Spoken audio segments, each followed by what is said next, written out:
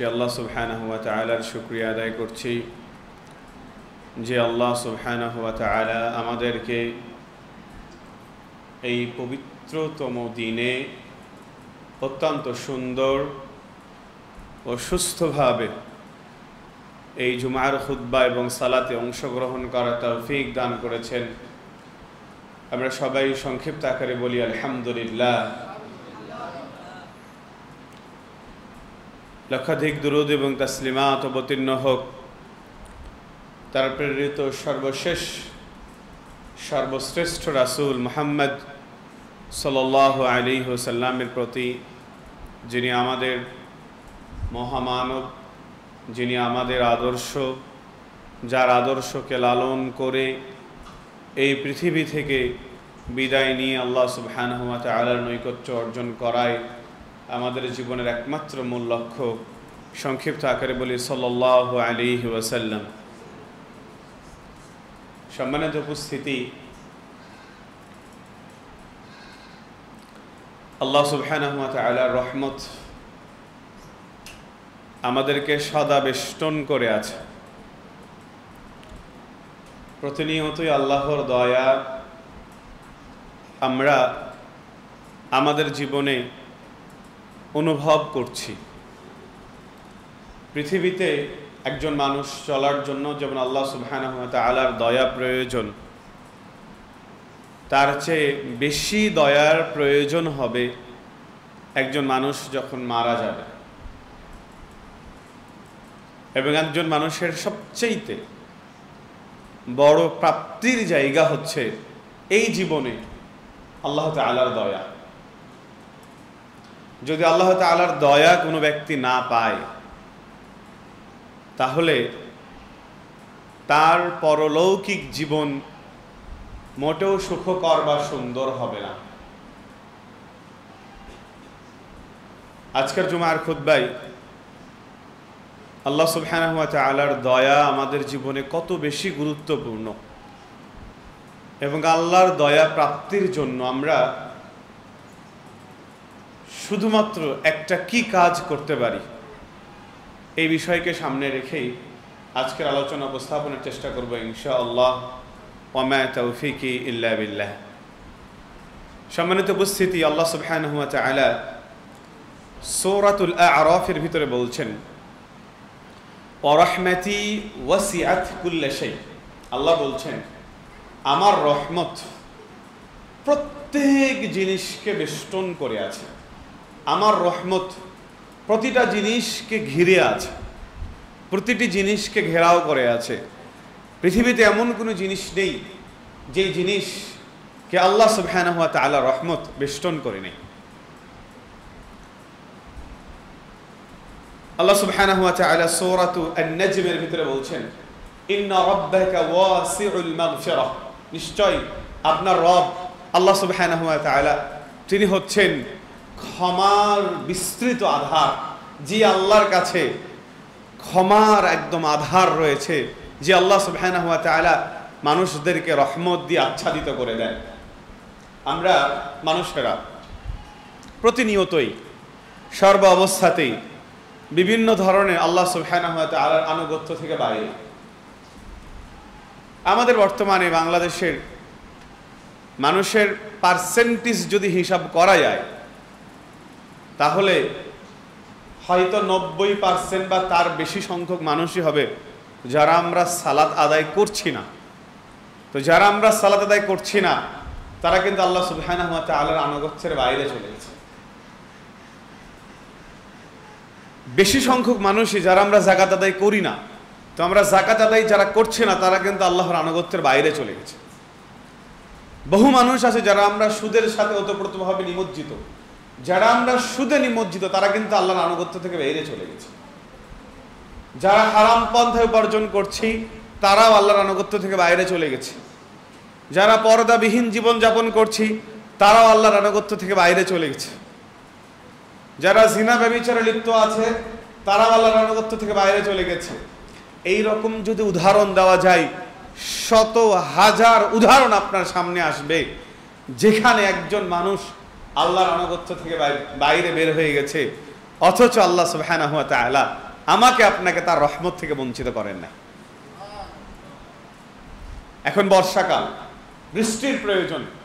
আল্লাহ চাইলে এখন বৃষ্টি না দিয়ে প্রখর রোদ দিতে পারেন, কিন্তু আল্লাহ সুবহানাহু ওয়া তাআলা সেটা করছেন না। বরং আমাদের জন্য যেটা প্রয়োজনীয় সেটাই আল্লাহ সুবহানাহু ওয়া তাআলা আমাদেরকে দিয়ে যাচ্ছেন।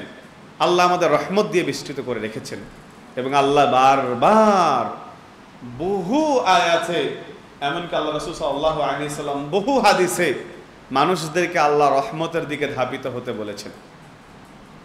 ওয়াসারিউ ইলা মাগফিরাতিন মির রাব্বিকুম, তোমরা আল্লাহ সুবহানাহু ওয়া তাআলার ক্ষমার দিকে দ্রুত গতিতে এগিয়ে যাও। এবং আল্লাহ সুবহানাহু ওয়া তাআলা আমাকে আপনাকে এই পৃথিবীতে তো রহমত দিবেনই, কিয়ামতের দিন রহমত দিয়ে আচ্ছাদিত করবেন। শুধু একটা জিনিস যদি আমরা করি, সেটা হচ্ছে আল্লাহ সুবহানাহু ওয়া তাআলার দিকে যদি আমরা ফিরে যাই, যদি আমরা আমাদের অপরাধগুলোকে স্বীকার করে নিয়ে, আমরা আমাদের অপরাধ বোধটাকে অন্তরের ভিতরে জাগ্রত করে যদি আমরা আল্লাহ সুবহানাহু ওয়া তাআলার দিকে ফিরে যেতে পারি, তাহলে আল্লাহ সুবহানাহু ওয়া তাআলা আমাদেরকে তার রহমত দিয়ে আচ্ছাদিত করে দিবেন। উমর রাদিয়াল্লাহু আনহু বলছেন, কদিমা আলান নবী সাল্লাল্লাহু আলাইহি ওয়াসাল্লাম সাবিয়ুন, আল্লাহ রাসূল সাল্লাল্লাহু আলাইহি ওয়াসাল্লামের কাছে কিছু বন্দী নিয়ে আসা হলো। কিছু বন্দী আল্লাহ রাসূলের কাছে আগমন করলেন। ফাইদা ইমরাআতুম মিনাস সাবি, ওই বন্দীদের ভিতরে একজন মহিলা ছিল। ক্বাদ তাহলুবু সাদিয়াহা তাসকি, যে মহিলার স্তন দুধে পরিপূর্ণ ছিল, যেন বাচ্চাকে দুধ খাওয়ার জন্য যেই ধরনের স্তন উপযুক্ত হতে হয়, ওই মহিলার স্তন তেমন দুধে পরিপূর্ণ ছিল বাচ্চাকে খাওয়ার জন্য।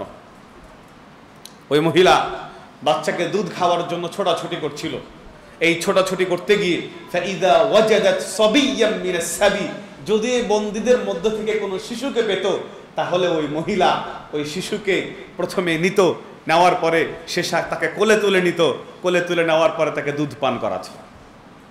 যেই বাচ্চাই পাচ্ছে, ওই মহিলা ওই শিশুকে নিচ্ছে, কোলে তুলে নেওয়ার পরে দুধ পান করাচ্ছে। আল্লাহ রাসূল সাল্লাল্লাহু আলাইহি সাল্লাম ওই মহিলার এই কাজ দেখে, ওই চিত্র দেখে সাহাবীদেরকে জিজ্ঞাসা করলেন, সাহাবীরা তোমরা কি মনে করো যে হাদিহি তারিহাতান ওয়ালাদাহা ফিন্নার, এই মহিলা কি কখনো তার বাচ্চাকে আগুনের ভিতরে নিক্ষেপ করতে পারে? যে মহিলা বাচ্চার প্রতি এত দয়া, যে মহিলা বাচ্চাদের প্রতি এত দয়া, সেই মহিলাকে তারা নিজের বাচ্চাকে বা বাচ্চাকে কখনো আগুনের ভিতরে নিক্ষেপ করতে পারে? সাহাবায়ে কেরামরা উত্তর দিচ্ছে, আল্লাহ রাসূল, এই মহিলার বাচ্চাদের প্রতি যত বেশি দয়া, সে কখনো তার বাচ্চাকে সক্ষমতা থাকলেও আগুনে নিক্ষেপ করতে পারে না। আল্লাহ রাসূল সাল্লাল্লাহু আলাইহি সাল্লাম সাহাবীদের এই জবাবের পর উত্তর দিলেন, আর আল্লাহু আরহামু বিইবাদিহি মিন হাদিহি, এই মহিলা বাচ্চাদের প্রতি যত দয়াদ্র, আল্লাহ সুবহানাহু ওয়া তাআলা তার বান্দাদের প্রতি তার চাইতেও বেশি দয়াশীল। কাজেই এই মহিলা যেমন তার বাচ্চাকে আগুনে নিক্ষেপ করতে পারবে না সক্ষমতা থাকা সত্ত্বেও, আল্লাহ তার বান্দার প্রতি এত দয়াশীল, আল্লাহ সক্ষমতা থাকা সত্ত্বেও তার বান্দাকে সহজে আগুনে নিক্ষেপ করতে চাইবে না। আবু হুরায়রা রাদিয়াল্লাহু আনহু বলছেন, ইন্না লিল্লাহি মিআতা রাহমাতিন, আল্লাহ সুবহানাহু ওয়া তাআলার 100টা দয়া আছে। আল্লাহর দয়ার সংখ্যা হচ্ছে 100টা। এই 100টা দয়ার ভিতরে আনজালা মিনহা রাহমাতান, শুধুমাত্র একটা দয়া আল্লাহ সুবহানাহু ওয়া তাআলা নাজিল করেছেন। কয়টা দয়া? একটা দয়া। কাদের মাঝে? বাইনাল জিন্নি ওয়াল ইনস, মানুষের মাঝে, জিনের মাঝে, ওয়াল বাহাইম, চতুষ্পদ জন্তুর মাঝে, এবং কীট পতঙ্গের মাঝে, এই সকল কিছুর মাঝে আল্লাহ সুবহানাহু ওয়া তাআলা মাত্র একটা দয়া নাজিল করেছেন। বিহা ইয়াতাআতাফুন, তারা এই একটা দয়া দিয়ে একজন মানুষ আর একজন মানুষের প্রতি সৌহার্দ্যতা ভাব প্রকাশ করে।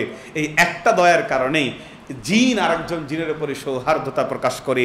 এই একটা দয়ার কারণেই এক পশু আর এক পশুর প্রতি দয়াদ্রতা প্রকাশ করে। এই একটা দয়ার কারণে একটা কীট পতঙ্গ আর একটা কীট পতঙ্গের উপরে দয়া প্রকাশ করে। আল্লাহ রাসূল সাল্লাল্লাহু আলাইহি সাল্লাম আরো স্পষ্ট করে বলছেন, একজন বন্য প্রাণী, যেই বন্য প্রাণী তার সন্তানের প্রতি দয়া প্রকাশ করে, এই দয়া প্রকাশের কারণ হচ্ছে আল্লাহর পক্ষ থেকে নাজিলকৃত একটা রহমত। তাহলে পৃথিবীর সৃষ্টিলগ্ন থেকে শুরু করে একেবারে শেষ পর্যন্ত এই একটা রহমতের ফলেই একজন বাবা তার সন্তানের প্রতি এত দয়াদ্রতা, এত ভালোবাসা, সন্তান তার বাবার প্রতি এত দয়াদ্রতা, এত ভালোবাসা, একজন স্বামী স্ত্রীর প্রতি এত দয়াদ্রতা, এত ভালোবাসা, একজন স্ত্রী স্বামীর প্রতি এত দয়াদ্রতা, এত ভালোবাসা। কারণ কি? আল্লাহ সুবহানাহু ওয়া তাআলা মাত্র একটা দয়া নাযিল করেছেন তার।